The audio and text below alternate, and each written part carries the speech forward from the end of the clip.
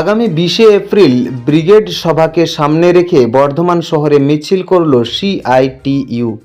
তার সঙ্গে বর্ধমান শহরের পার্কাস রোডে এসএফআই এর মিছিলে জেলা পুলিশের সঙ্গে হাতাহাতি হয়। এই ঘটনা উঠে আসে আজকের এই মিছিলে।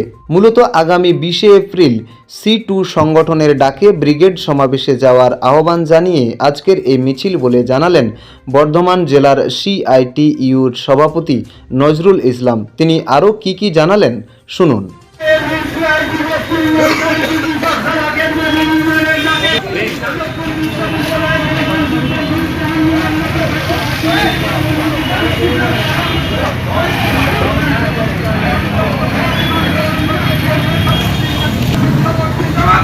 গত 20 তারিখে সিআইটিইউ শ্রমিক কৃষক খেতমজুর এবং বস্তি ইউনিয়নের ডাকে কলকাতায় হক আদায়ের দাবিতে ব্রিগেডে সমাবেশ আছে।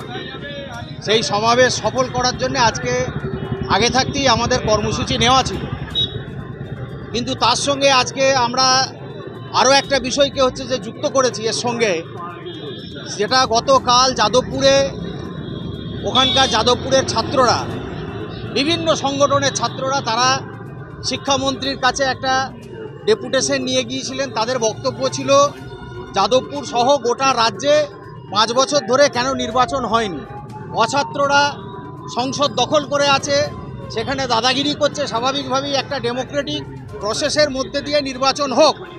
এই দাবি যখন তারা তোলে তখন পরিকল্পিতভাবে বাইরে থেকে আগে থাকতে লোকটোক ঢুকিয়ে 1-2 ছাত্রকে গাড়ি চাপা দিয়ে মেরে দেওয়ার চক্রান্ত হয়েছে।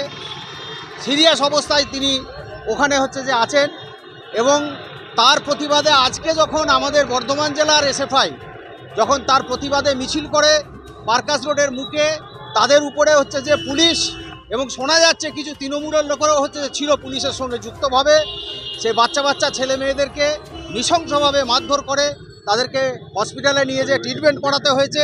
আমরা তীব্র ধিক্কার জানাচ্ছি, এবং এই দুটো ঘটনাকে নিয়েই আজকে যে মিছিল, এই বিষয়। এখানে আমরা মিছিল করে প্রতিবাদ করলাম, আর কি করব, এর বাইরে তো আর অন্য কিছু।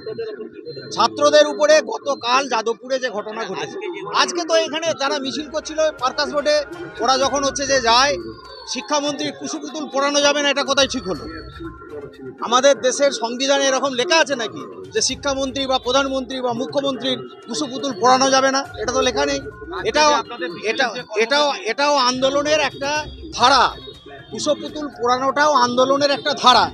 সেই ধারা তারা যখন যায় তখন তাদেরকে বাধা দেয় এবং মারধর করে পুলিশ।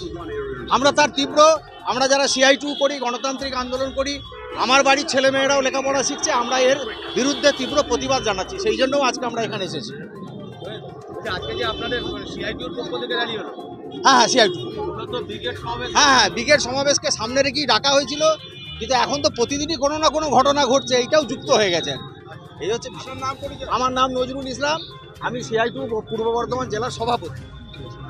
পূর্ব বর্ধমান থেকে দেবাশিস ঘোষের রিপোর্ট, রূপসী বাংলা মিডিয়া।